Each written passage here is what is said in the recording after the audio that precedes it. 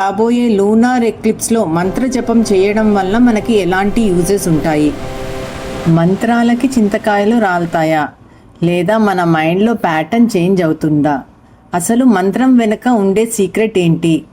మంత్ర జపం చేయడం వలన, రిపీటెడ్గా మంత్రాలని ప్రాక్టీస్ చేయడం వలన, లేదంటే నెంబర్ ఆఫ్ టైమ్స్ ఒక విషయాన్ని రిపీట్ చేయడం వల్ల మన సబ్కాన్షియస్ మైండ్లో ఏమి జరుగుతుంది? దానివల్ల కొందరికి రిజల్ట్స్ ఎందుకు వస్తున్నాయి, కొందరికి మాత్రమే రిజల్ట్స్ ఎందుకు వస్తున్నాయి, కొందరికి ఎందుకు రావట్లేదు? మనము ఈరోజు ఏం తెలుసుకోబోతున్నాము అంటే, మంత్ర జపం వలన సబ్కాన్షియస్ మైండ్ అనేది ఎలా రీప్రోగ్రామ్ అవుతుంది అండ్ మంత్రానికి ఎఫర్మేషన్కి డిఫరెన్స్ ఏంటి? ఈరోజు రేపు అందరూ ఎఫర్మేషన్స్ చేస్తున్నారు. సో అఫర్మేషన్సే ఇంపార్టెంటా లేదంటే మంత్రాలు ఇంపార్టెంటా? ఇలాగా ఒక సైన్స్ బేస్డ్గా మనము ఈ సబ్జెక్ట్ గురించి ఈరోజు తెలుసుకోబోతున్నాము. సో అందరూ రెడీ అయితే సబ్కాన్షియస్ మైండ్ని రీవైర్ చేసుకుంటున్నందుకు I am ready to reprogram my subconscious mind అనన్నా లేదంటే రెడీ అనన్నా కామెంట్ బాక్స్లో టైప్ చేయండి. Let's go with the power of our subconscious mind. First of all వీటన్నిటికీ బ్యాక్ ఎండ్లో ఉన్నది సబ్కాన్షియస్ మైండ్. నేను చాలాసార్లు చెప్పడానికి ట్రై చేస్తూనే ఉంటాను, సబ్కాన్షియస్ మైండ్ అనేది ఎలా వర్క్ చేస్తుంది అనేది మనం క్లియర్ కట్గా అబ్జర్వ్ చేస్తే మన లైఫ్లో ఉండే ప్యాటర్న్స్ని మనము చేంజ్ చేసుకోవచ్చు. సో నేను మళ్ళీ ఒకసారి ఇది ఎక్స్ప్లెయిన్ చేయడానికి ట్రై చేస్తున్నాను ఒక చిన్న స్టోరీ ద్వారా. ఒక చిన్న పాప 7 years బిలో స్కూల్కి వెళ్ళే పాప ఒకసారి టీచరు స్టోరీ చెప్పమని అడిగారు. అప్పుడు ఏం చేసింది, ఆ అమ్మాయి స్కూల్లో టీచర్ ముందుకి వచ్చి స్టోరీ చెప్పడానికి ట్రై చేస్తూ ఉంది. కానీ ఆ స్టోరీలో చిన్న చిన్న మిస్టేక్స్ చేస్తూ ఉంది. క్లాస్మేట్స్ అందరూ గట్టిగా నవ్వేశారు. టీచర్ కూడా సర్కాస్టిక్గా కామెంట్ చేయడం మొదలుపెట్టింది. అది ఒక్క ఇన్సిడెంట్ కాన్షియస్ మైండ్కి చిన్న మ్యాటరే అది, కానీ సబ్ కాన్షియస్ మైండ్లో ఇంప్రింట్ అయిపోయింది. ఈ వర్డ్ని గట్టిగా అబ్జర్వ్ చేయండి. This is not print, imprint అంటే గట్టిగా ముద్ర వేయబడింది. సో ఆ అమ్మాయికి ఏమనిపించింది, నేను పబ్లిక్లో మాట్లాడడము చాలా కష్టము, నేను 10 మంది ముందర మాట్లాడే కెపాసిటీ నాకు లేదు అనే ఒక మెసేజ్ని సబ్కాన్షియస్ మైండ్కి ఒక ప్రోగ్రామ్ని పంపించేసింది. సో ఆ ప్రోగ్రామ్ని సబ్కాన్షియస్ మైండ్ ఏం చేసింది, సేవ్ చేసి పెట్టుకుంది. చాలా ఇయర్స్ గడిచిపోయినాయి. తను ఆఫీస్లో జాయిన్ అయింది. తను ప్రెజెంటేషన్ ఇవ్వడానికి ట్రై చేస్తుంది కొలీగ్స్ అందరి ముందర. కానీ తన బాడీలో ఎక్కడో తెలియని భయము, ఆందోళన, హ్యాండ్స్లో స్వెట్టింగ్ వస్తుంది.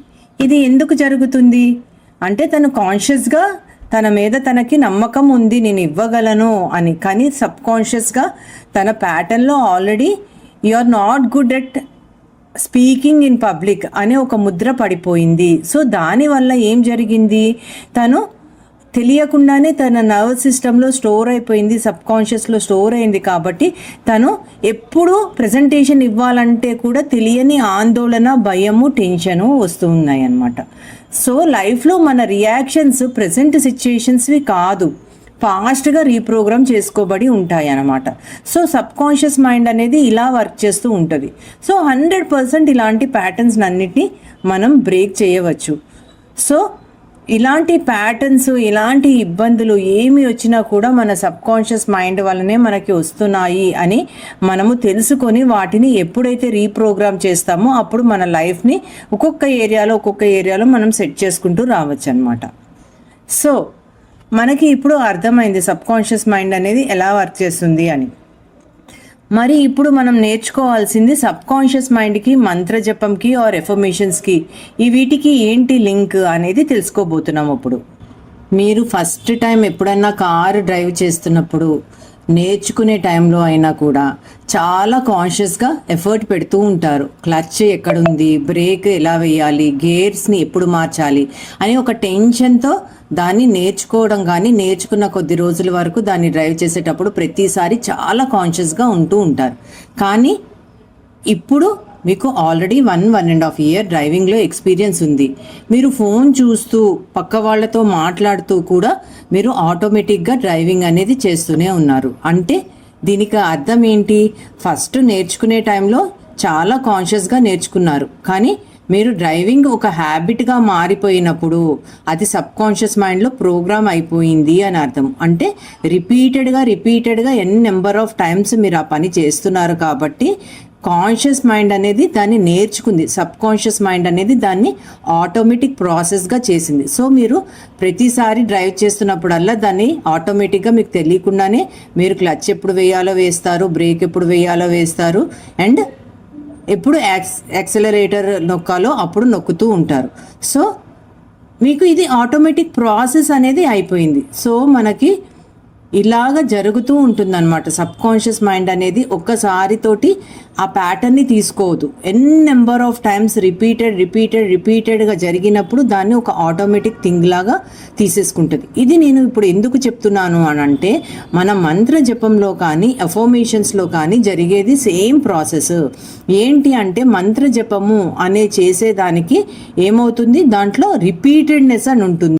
జపము అనేసరికి n number of doing one same word or same mantra, అవునా కాదా? మనము జపము అనేసరికి this is related to one particular religion అని కాదు. ఎందులోనన్నా కూడా దానికి ఏంటంటే ఎన్ నెంబర్ ఆఫ్ టైమ్స్ రిపీటెడ్గా చాంట్ చేస్తూ ఉంటాము. So for example Om chant చేస్తూ ఉంటాము, సోహం చాంట్ చేస్తూ ఉంటాము. ఇలా చాంట్ చేసే టైంలో మన మైండ్లో అనేది ఒక ప్రశాంతత, ఒక పీస్ఫుల్నెస్ అనేది వస్తూ ఉంటుంది. సో మంత్ర జపము అనేది ఒక ప్యాటర్న్గా మారిపోయినప్పుడు దానిలోంచి రిజల్ట్స్ వస్తూ ఉంటాయి. ఎందుకు రిజల్ట్స్? మంత్ర జపం వలన వస్తాయి. ఎఫర్మేషన్స్లో కూడా రిజల్ట్స్ వస్తాయి. కానీ హౌ ఈజ్ ఎఫర్మేషన్ అండ్ మంత్ర జపం రిలేటెడ్ అనేది కూడా ఇప్పుడు నేర్చుకోబోతున్నాం. మనం మంత్రంని చాట్ చేసినప్పుడు బ్రీత్ అనేది స్లో అవుతూ ఉంటుంది, హార్ట్ రేట్ అనేది కామ్ అవుతూ ఉంటుంది, థాట్స్ తగ్గిపోతూ ఉంటాయి. ఎందుకంటే we're continuously chanting the same word రిపీటెడ్గా మనం అంటూ ఉంటాము. సో మైండ్ అనేది ఆల్ఫా స్టేట్లోకి వెళ్తుంది. ఆల్ఫా స్టేట్లోకి వెళ్ళినప్పుడు ఏమవుతుంది, మనకి ఏ సజెషన్ వచ్చినా అది స్ట్రాంగ్గా రిజిస్టర్ అవుతూ ఉంటుంది. మన సబ్ కాన్షియస్ మైండ్లో కావాల్సింది ఏంటి? స్ట్రాంగ్గా రిజిస్టర్ అవ్వడము. So that is the importance of మంత్ర జపము. మంత్రం ఎప్పుడైతే మనం ఎన్ నెంబర్ ఆఫ్ టైమ్స్ చాంట్ చేస్తూ ఉంటామో ఆ టైంలో వచ్చే మనకి ఏదన్నా ఒక థింగ్, ఏదైనా మనకి కావలసిన కోరికలు అవ్వనియండి, ఏమైనా అయితే అవి గట్టిగా ఇంప్రింట్ చేసుకుంటూ ఉంటుంది మన సబ్ కాన్షియస్ మైండ్. ఎందుకు అని అంటే ఆల్రెడీ అది ఆల్ఫా స్టేట్లోకి డ్రైవ్ అయిపోబడింది. అప్పుడు దానికి ఏంటంటే వచ్చినట్టు ప్రోగ్రామ్ చేసేసుకుంటుంది అనమాట. సో మనము ఏం చేస్తాము, ఓం చాంటింగ్ చేయడం మొదలుపెట్టిన తర్వాత ఒక 1 or 8 టైమ్స్ ఓం చాంట్ చేసి అప్పుడు మీరు చెప్పండి, నా మైండ్ కామ్గా ఉంది.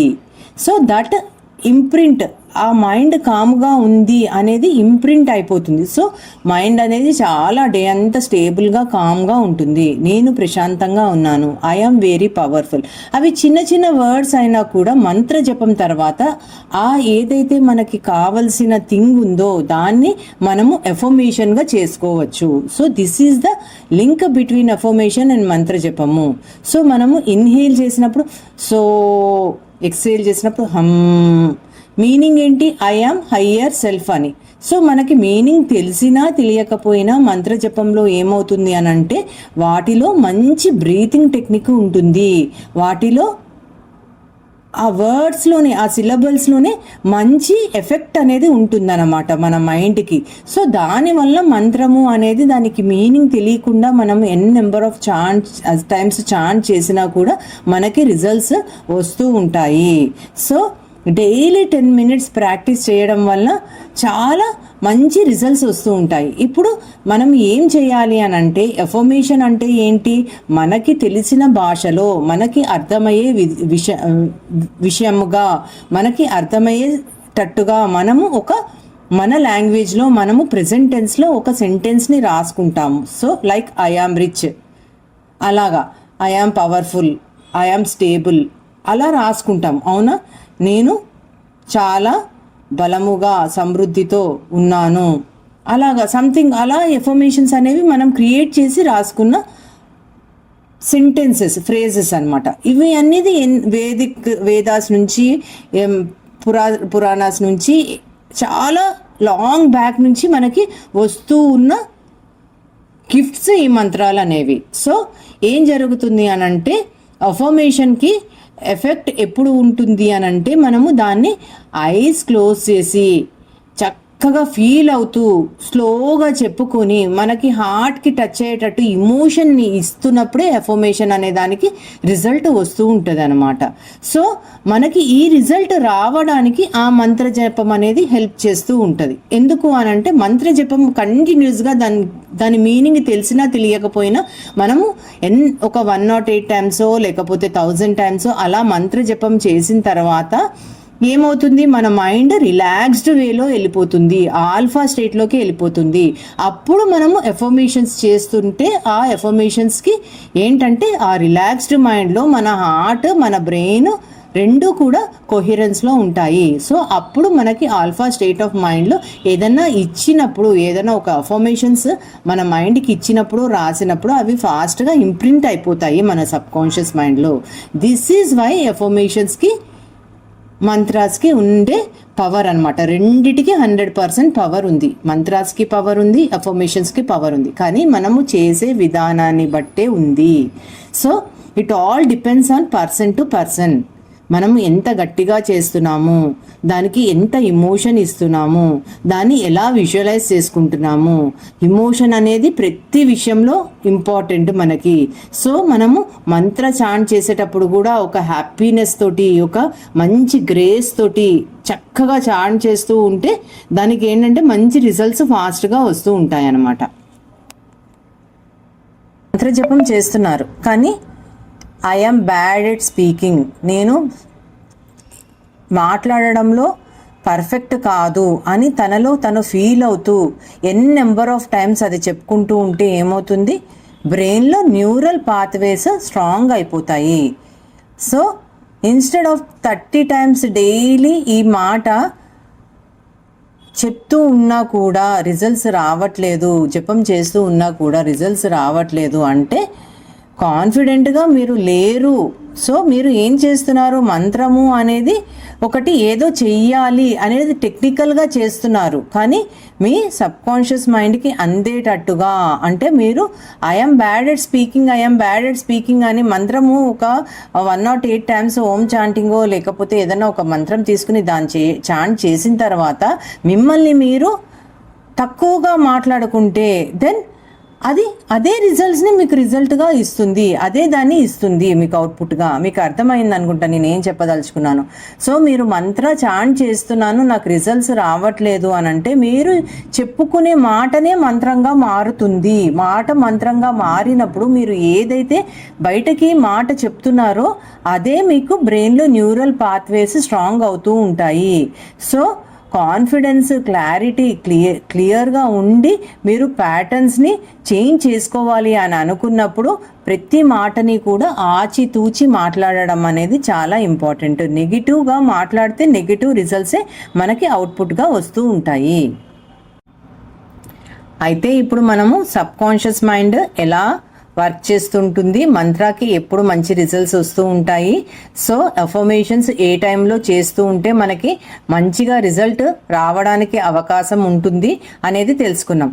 ఇప్పుడు ఇవి 3 తెలుసుకున్నాం కాబట్టి రేపు రాబోతున్న లూనార్ ఎక్లిప్స్ వలన మంత్ర చాంటింగ్కి ఏంటి, లేదంటే అఫర్మేషన్స్ చేసుకోవడంలో ఆ టైంలో ఎందుకు మనం బెటర్ అవుతూ ఉంటాము అనేది కూడా తెలుసుకుందాం.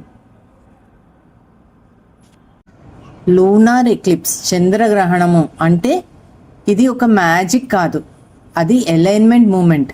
ఈ టైంలో ఏం జరుగుతుంది, సన్, ఎర్త్, మూన్ ఒక స్ట్రెయిట్ లైన్లోకి వస్తాయి.